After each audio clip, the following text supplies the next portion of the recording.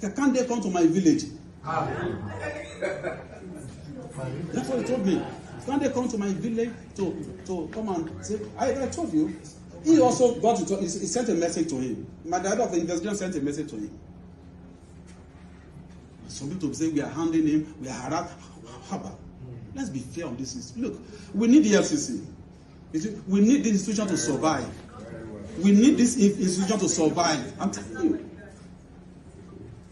So many victims that we have wiped tears off their eyes. People that they have swindled and all of that in their millions. How much are we going to say? Every day we keep recovering money for victims. Every day.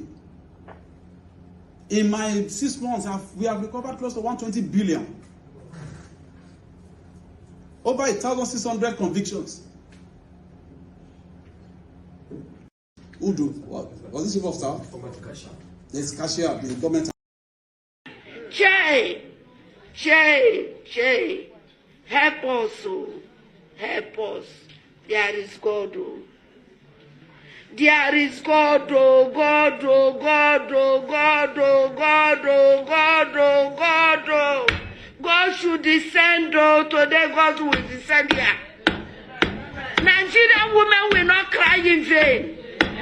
Nigerian women will not cry in vain. This thing will end today.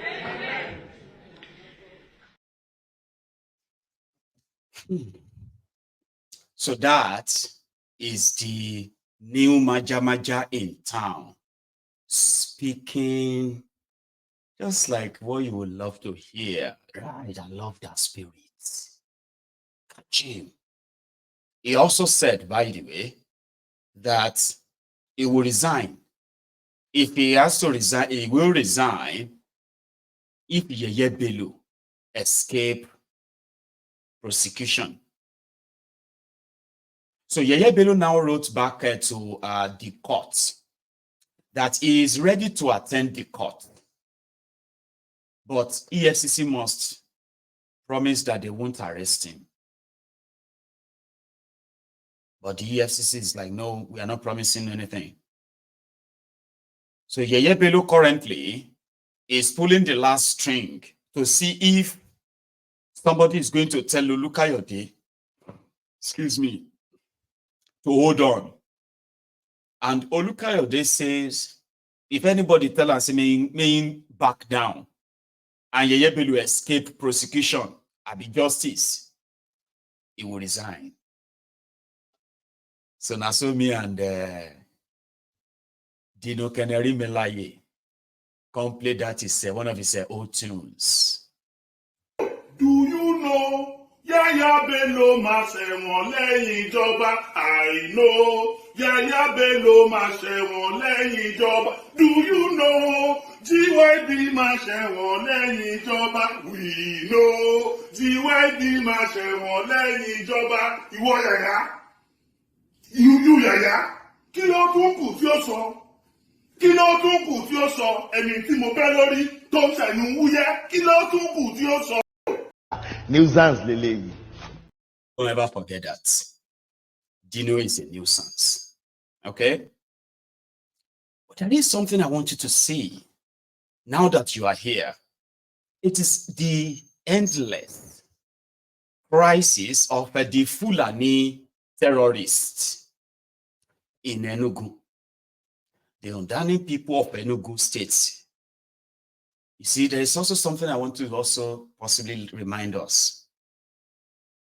Do you know that one of the reasons why the Fulani terrorists are kind of having a field day in so many vulnerable communities across the southern part of Nigeria and Middle Belt is because most of these communities, they are populated by elderly people who are mostly farmers. I'm talking about people living in small communities that are just like, next to one another, kind of. The young people from these communities, majority of them have moved to the city, or completely out of the state.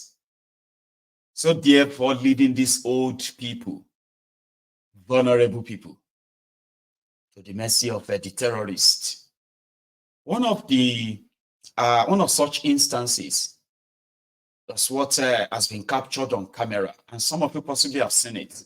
I'm bringing this to the larger audience, so that when we talk about the Fulani herdsmen, as well as the Fulani armed terrorists to the eastern part of Nigeria, or the western part of Nigeria, or even to the creek of the Niger Delta, sometimes to describe it could sound like an exaggeration if the experience is not really captured and brought to the larger audience like this. So I have one of such experiences, and I want to share that with you. So you would, whenever you hear the word, the invasion, the trespassing, and including the violence that is associated with trying to resist the murderous Fulanis in some of these communities.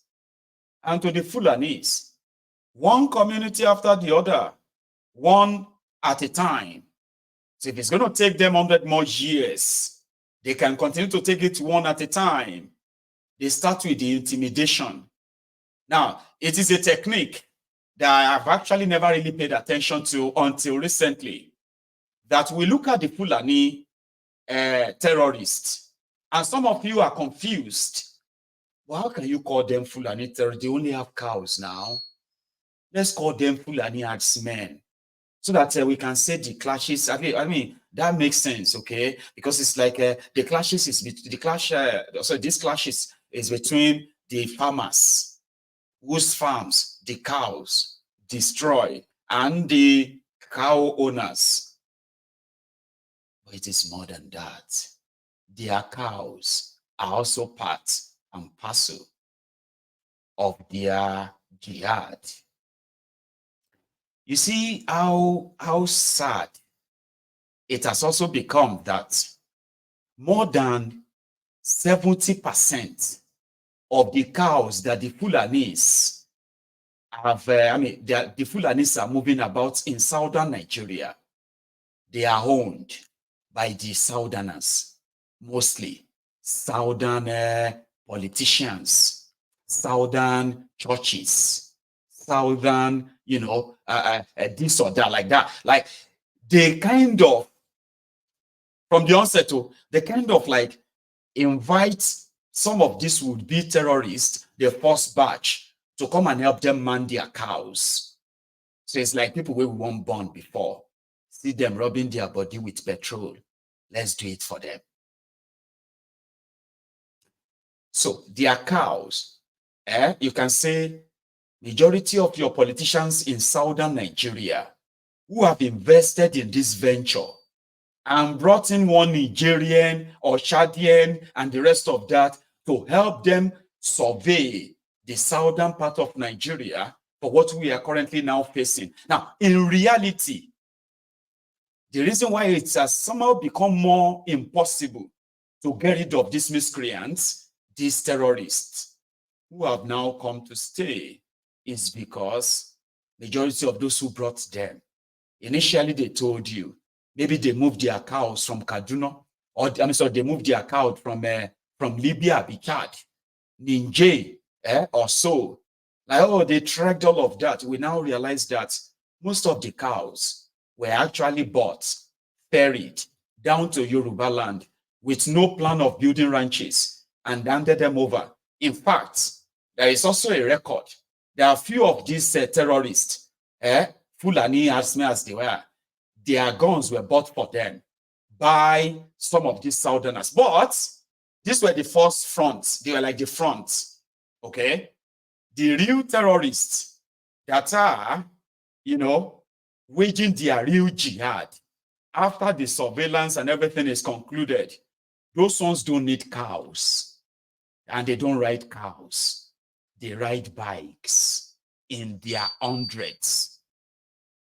So back to the Ndani people in Enugu, that you have been seeing them protesting. Their government seems to have lost it. They have no idea of what to do. They are already, sort of mapping land that they were willing to volunteer in order to stop these killings and these attacks. Where farmers, like I said, the people who live in those rural communities, they depend more on on what they grow, which means they grow their food. And when these farms are destroyed, you destroy their livelihoods. And these are people who are independent on their own with no support from the government whatsoever. So they are now at the mercy of these cow moving rogues. So if they dare try to push back, then they can bring those ones on the bikes in their in their hundreds to slaughter. Now, if you want to see what the experience was like, I think you should watch this. If you are from the eastern part of Nigeria, some of the language, what they said in this video, you will understand better and do us that favor. Interpret a little as you can in the comments. Let's go to Enugu. What it means to be under the invasion of the Fulani terrorists and their cows. This is what it means.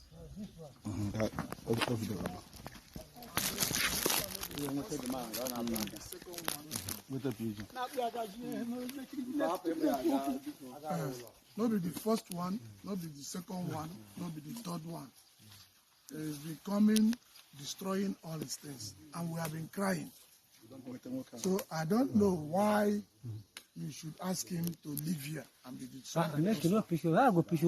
No, come on. Go that side. No, I know they go. I go picture me. I don't tip. I don't do what. You spoil somebody something. You spoil somebody. What if you suppose somebody something to picture me? Come here. They picture me and you. Come hear what I'm saying. Come.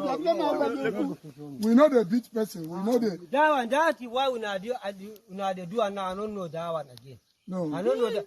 Even in our farm, in a true farm, we do the thing no like that. I know tip for you. No, we don't say you. We don't say you tip. As they picture you. Picture me now. I don't deny you. The reason why we don't picture you, we say once you tell us say they not go come again, we go take and say they not go come again. Exactly. But no make the thing where you go make youth where they. Don't face. Sani, Anani. So see, I'm Fine, leave her. Our own one. That's how we go leave our cow. Our own one.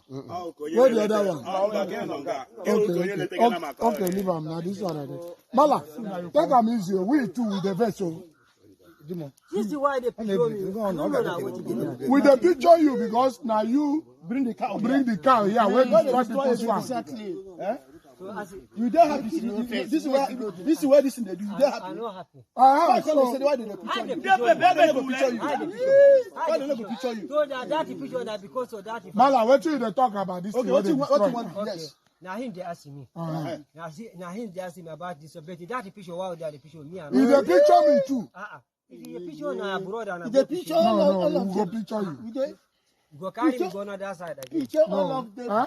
Go carry me go on the other side. No, we're not carrying you go on the other side. No. Once you talk with you, where you my go man, something, I beg, make una listen to me. Okay. I know say you no get cow. Yeah? Me I get cow. You don't get cow. One, this cow why enter farm na our own. Okay. One, these people, all of you are here na my shop person. Okay. You don't call me because you are fighting me. I do not call me because no, now you call they do like say you want fight.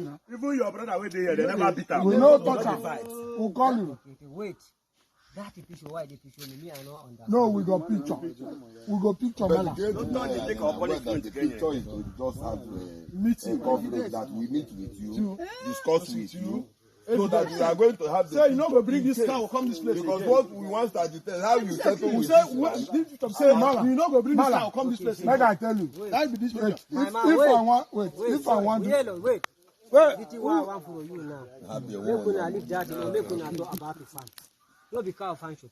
Cow shop farm. Yes. Okay, now cow shop farm. Okay. You don't see him. What you will do now? You don't see the elderly man. I don't see him. Show the elderly man again. Magalese damages. Magalese damages. Oh, yeah, maybe she video. So, Mala, what you go do now? I say about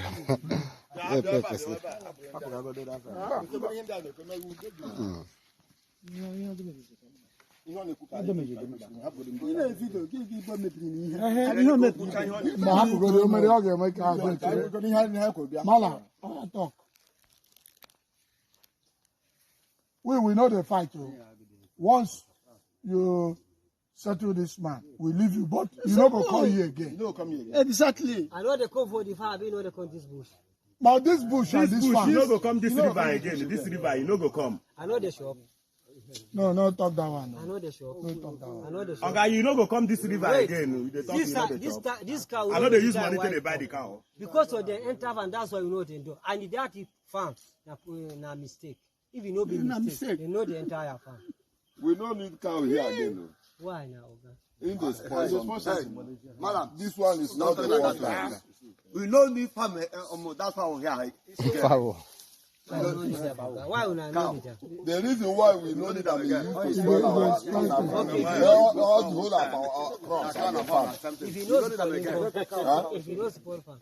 Mala, just talk to you where you go. Oga, I beg. Oga, I don't beg you. They talk the thing We may give you weapon. Mala, talk.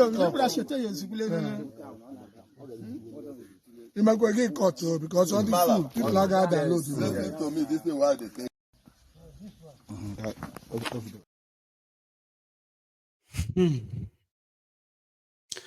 Someone said that is not Enugu, but Imo.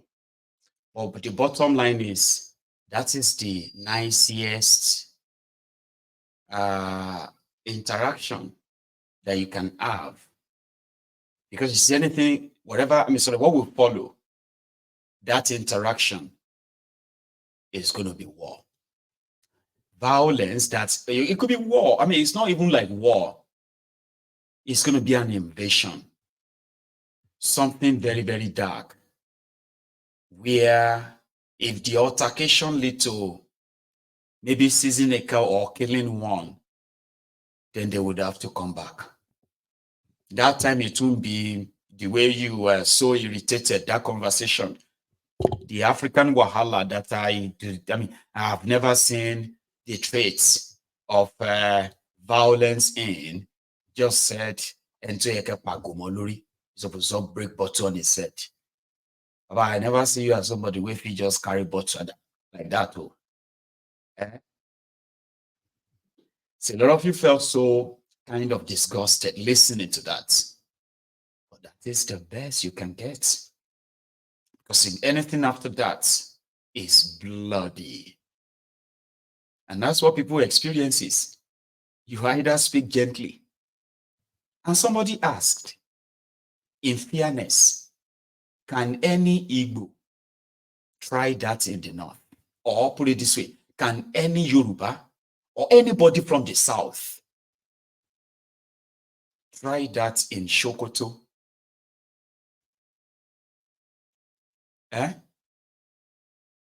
I'll leave you with the question, with the answer. Going forward, while still in the east. How many of you still remember that in Abia State, among all things you have heard about Abia State, the last one or the latest one is Abia State paying 10 billion naira for a fake airport project. And that was the Ikpeazu, the former governor. Somebody finally found the, a clip where Ikpeazu answered our question about the airport. Do you want to know where the airport is or why he didn't build the airport and couldn't get back the 10 billion? Listen. We need an airport. Because if you want to create a commercial hub, access is key. Access is key. 1. 2, without deriding anybody, I've not seen one airport in Nigeria that can speak to what an airport should be in the 21st century.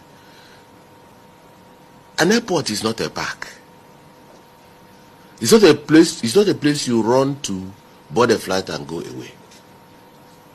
I have enormous respect for the former governor of Lagos State. What he wanted to do around Oshodi scared me as a governor. Scared me. I saw in him somebody who was thinking like me. You capture people in a place, and 5, 6, 7 million people pass through Oshodi every day. That's a resource. So why don't you aggregate them, put AC, make them put AC around the corridors, then display things for them to buy? Because as they move about, if you have your little toddler or your 3-year-old, and somebody is come and buy ice cream, and you see Father Christmas selling ice cream or something, that child, you must buy that ice cream. But you must create the ambience to enable the person take the walk in that place with his child. But if it is rowdy and pickpockets are harassing and people are taking things, you know, my ideal airport is the airport in Dubai. If you go to Dubai airport with $200,000, you will finish all the money there. You won't go home. And people come to Dubai just to hold meetings and go away. So I was looking at a small compact airport that will have a hotel. Not an airport that will close after 9 p.m. An airport you can, oh yeah, I'm traveling to Lagos 7 a.m. Let me go to the airport. I'll dance in the nightclub, eat my dinner there. In the morning, I board my flight. All you want to do is to create many stations that money will change hands. That's how to grow GDP. You know, so, but if you go to the airport I use in my state, if you go there now, you will not see anybody. You will not see anything. Unless it is an olu or something wild animal, you won't see anything. And yet, calculate the number of persons that come there, that pass through there. All of them passing through the airport has money. And they want to spend the money, but there is nothing. So, I wanted to create an economic hub. A place you can have your bed and breakfast. A place you can have a nightclub. A place you can have a conference. Set up rooms like this in an airport. So that, I'm traveling, my flight is by 6. But I'll arrive at the airport by 3. Let us hold the meetings. The tea you drink there, the coffee, the everything, the food. All of those things are happening in that airport. And you create jobs. And people coming will want to go again, even on account of the airport. So, it is still a priority for me.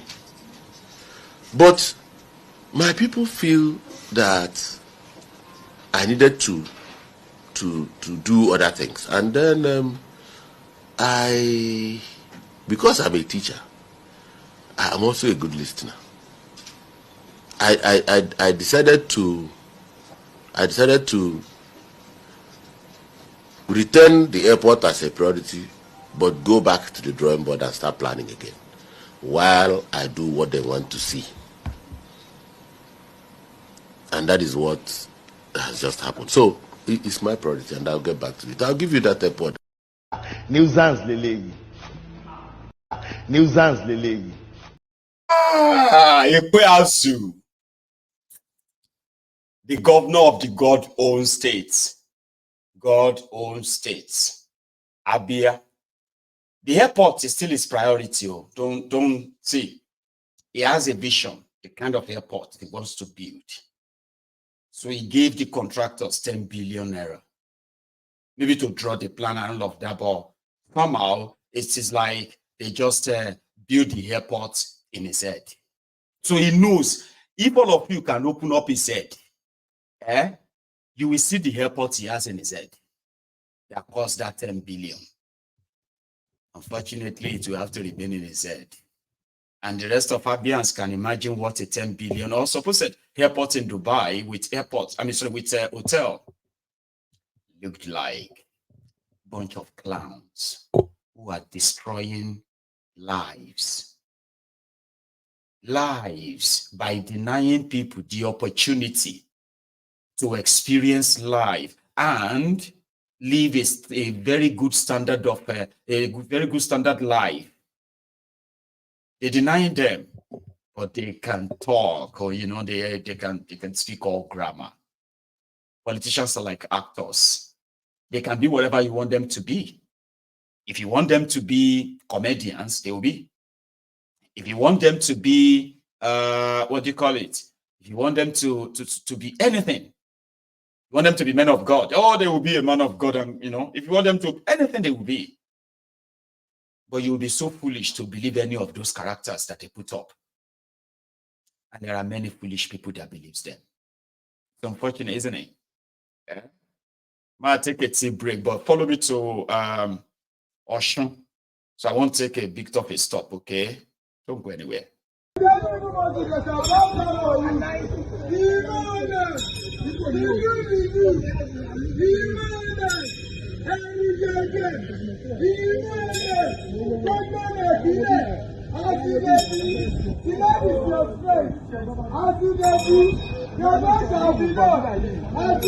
Don't give me